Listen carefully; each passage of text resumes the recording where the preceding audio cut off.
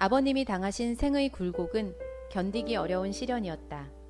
그러나 당시의 깜깜한 사회에 민족의 유일한 희망인 복음의 빛을 비추기 위해 하나님은 그의 종들을 준비하시는 가운데 아버님을 미리 택해 두셨다.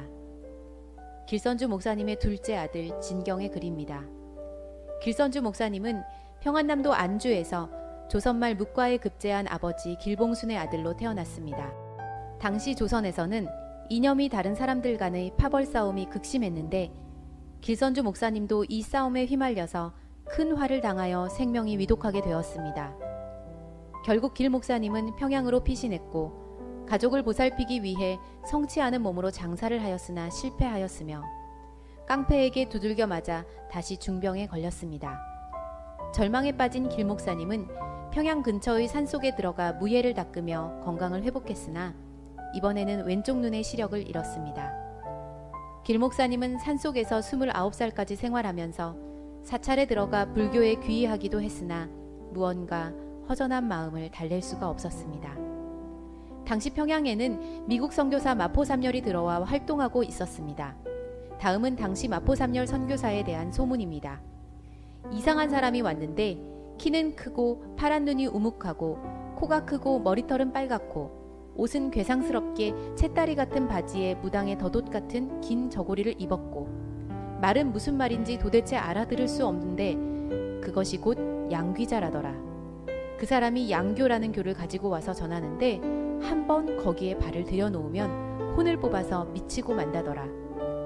마침 길 목사님의 친구인 김종섭이 기독교에 입문하여 믿음을 갖고 있었는데 그는 길 목사님에게 철로 역정을 비롯한 몇 권의 책과 함께 기도하는 방법을 알려주며 기도를 권했습니다. 길 목사님은 책과 기도를 통해 뜨거운 신앙 체험을 하고 마포삼열 선교사도 만나면서 결국 기독교 신앙을 갖게 되고 1897년 세례를 받았습니다. 이때부터 길선주 목사님은 누구를 만나든지 눈물을 흘리며 전도했습니다. 길선주 목사님은 기독교인이 되자마자 상투를 잘랐고 그동안 가져온 가치관과 삶의 방식을 완전히 바꾸었습니다.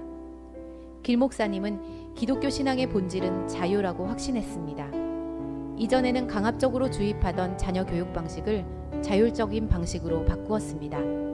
자녀들이 자율적인 분위기에서 스스로 판단하고 실천하도록 유도한 것입니다.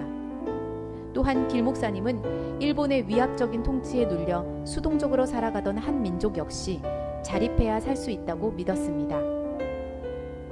길 목사님은 전국을 다니며 강연했는데 스스로 계획하고 스스로 일하고 스스로 돕고 서로 협력할 것을 강조했습니다. 길 목사님은 조선을 이집트, 아수르, 바벨론의 박해 아래 있던 이스라엘에 비유했습니다. 하나님이 억압 아래 있던 이스라엘을 구원해 준 것처럼 우리 한민족도 구원해 주실 것이라는 믿음으로 길선주 목사님은 신앙생활과 민족운동을 함께 해나갔습니다. 길선주 목사님은 자신이 민족 대표로 참여한 3.1 만세운동이 열리는 날 기차 시간이 늦어져 독립선언서가 낭독되는 장소에 가지 못했습니다.